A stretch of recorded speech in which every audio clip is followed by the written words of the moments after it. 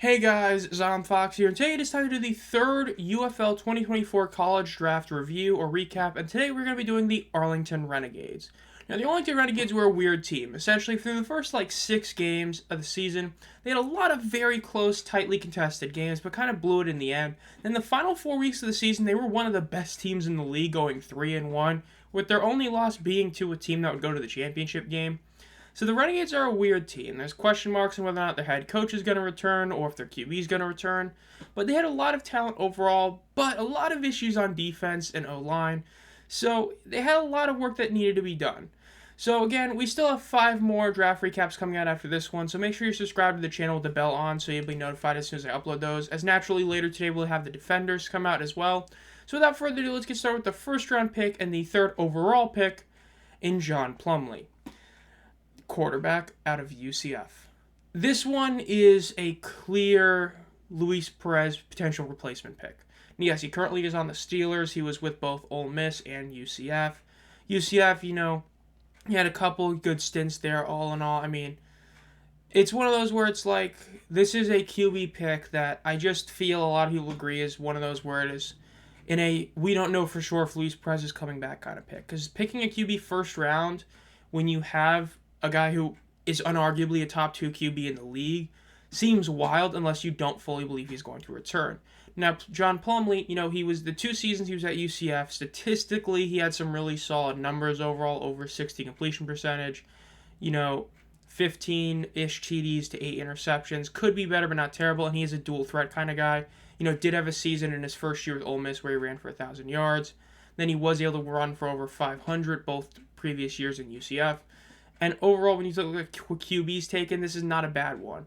So I understand the pick if you're saying that Luis Perez is not going to be back. And that's kind of what this one feels like. Again, Lindsey Scott Jr. also kind of felt like that. As we talked about it in hindsight, that was a terrible pick in their, drafts where they decided to, draft a QB and then ended up not playing him. And it felt like even then that one was kind of like we don't know for sure if Perez is coming back, and this one feels like that as well.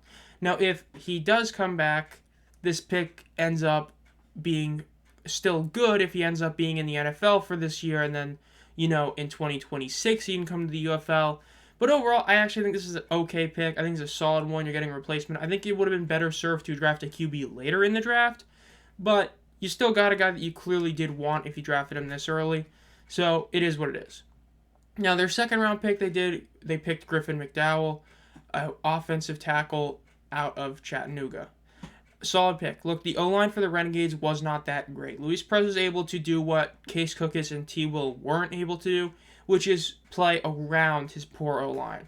Whereas guys like Cookus and T. Will would only have a couple of drives where they actually realized, hey, we should throw the ball out quickly. Perez, whenever he saw his O-line wasn't playing well, was able to kind of, move around that and do other things, short passes, quick passes, or was able to do deep shots, when the time came for it and all that. And it was a huge reason to why Perez, despite having one of the worst O-lines in the league, really only had a game and a half where he wasn't that good. That was the Roughnecks game in the first half of the Week 10 game.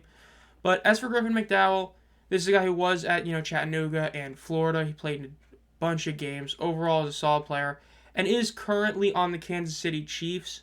So this is one of those guys who, is not guaranteed to play in the UFL this next season or even has a huge shot, but we'll see if he makes the team and all that. Again, this is a solid player to get for sure. When you talk about this guy, this was somebody who was a really solid alignment on a really good team and all that in terms of their O-line. So I think this is a solid pick. Again, O-line was one of the weaknesses of Arlington, so getting offensive linemen is huge. We've talked about it every time, and I'm going to keep talking about it. O-line is the best position to draft because it's so hard to get good O-linemen in spring football. And if you're able to draft multiple guys, you're basically guaranteeing that at least one of them will come to the team sooner than later, especially since some of these players will always be in the NFL and they won't ever go to the UFL. So this is only the first offensive lineman pick they had. Now, their third round pick was Kellen DeLoach, and this is a guy who is currently on the Buccaneers and is a linebacker. Now, the Renegades' biggest issue on defense was really their mainly front 7, but really their front 4. But their front 7 was pretty poor. I mean, it was a poor defense. So solid pick in that regard. D-line is definitely their bigger weakness, but it still is a good pick. The fact is he was a first-team All-ACC back in 2023. This is somebody who has had, over 60 tackles all 3 previous years at FSU. This past year, FSU was a really good team. Injuries happened, debatably should have been in the college football playoffs, debatably shouldn't have, which they ended up not being in. The fact is, this is somebody who was on that team, so this is somebody who has been on a team that was winning a lot. And all in all, I like this pick. You got a good linebacker. I think this is a solid one if he does come to the league. Now, their next one was Popo Amawayev. I hope I didn't butcher that name. But as for Popo, he is currently on the Carolina Panthers. He's a defensive tackle / nose tackle. He was playing at Oregon his whole college career back from 2018. And when you look at him overall, I mean, this is, again, what you need. Your D-line was bad, okay? When you signed Henri St. Amour and gave him playing time, the D-line just looked so much better. The fact is, if one guy can make that impact, if you were to get like 2 or 3 guys that are even remotely as good as him, then your D-line might not be terrible.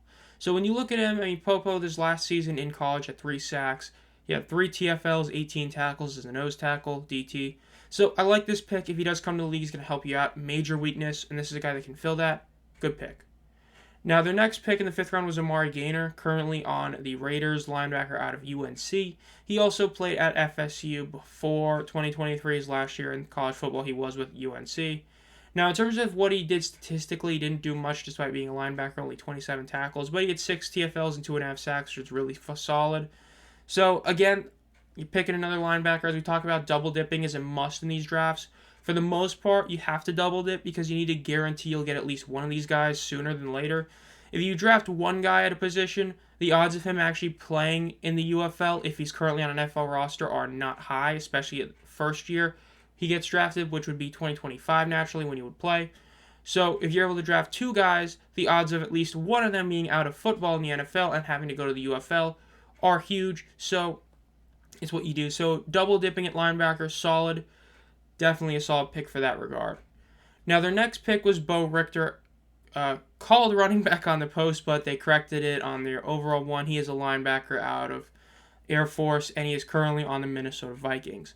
Now, at Air Force, this is somebody who was last season was a really solid player. This is more like an outside linebacker or a pass rusher, so again, helps that D-line. His last year at Air Force was really solid. He had double-digit sacks, almost hit 20 TFLs, had 45 total tackles.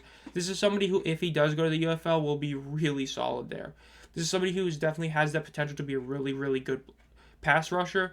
And when you have somebody like that on a team that, desperately needs it, that'd be really good. So if he does come to the UFL, he can be a huge asset to the Renegades. Again, he is a position of need, the D-line. Outside linebacker, basically a D lineman. So really solid pick, definitely one of the better ones they've had.